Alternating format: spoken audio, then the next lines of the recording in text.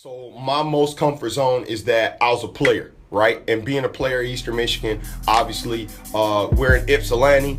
We're 35 minutes away from home for the most part. If you're a Detroiter, you can get to a Detroit nightclub if you want it, or you could drive 10 minutes up the road and you can party in Ann Arbor. So in reference to the lifestyle that you live as a student athlete, you have Monday through Thursday where you're locked into what's going on scheme-wise, and I'm talking during the season. What's going on scheme-wise, who you're playing that week, and that's your Monday through Thursday.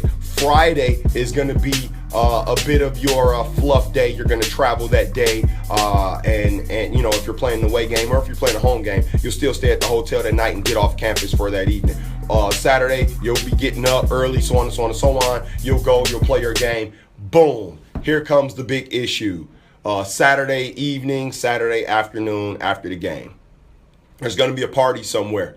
How you manage yourself at the party is going to be a direct reflection of the type of parenting that you might have had, the type of coaching that you might have had. Because the situation you'll be put into, whether it's drugs and alcohol, whether it's women that are throwing themselves at you, whether you won or lost, they don't care. You were the big ticket that day. You were the guy that made a tackle or scored a touchdown, and there's someone's daughter that wants to particularly put themselves in a very compromising situation with you.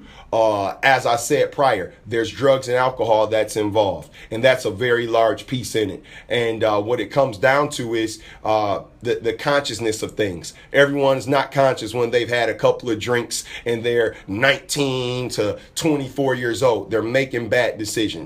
How do you hinder these opportunities?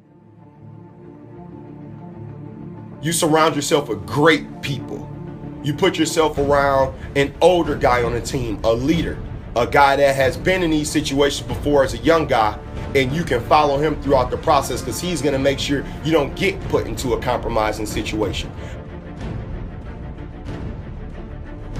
Because we all know the type of men that you put your sons around is going to be a direct reflection of the type of decisions that he makes or the type of decisions that they make. So putting your kid has to be around great people. He has to want to surround himself around great young men. And not the rat trap people. There's a lot of rat trap guys in college football. Rat trap, I mean just douchebag dudes that because they could block or because they could tackle or because they could score some touchdowns, some college coach took a chance on them.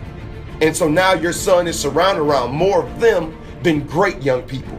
And so now the world is trying, the college coaching scene, a lot of coaches are trying to work hard to identify great young men. But at the end of the day, sometimes the great young man is not going to be able to help them keep winning. At the end of the day, they're judged upon how many wins that they get. And when they win games, they're able to take care of their families. So if they got a program full of just, let's say, good guys that do the right thing, that may only run a 4.7, they're going to lose a lot of games. Hence, they're going to get fired. So this all comes back to who your son is around.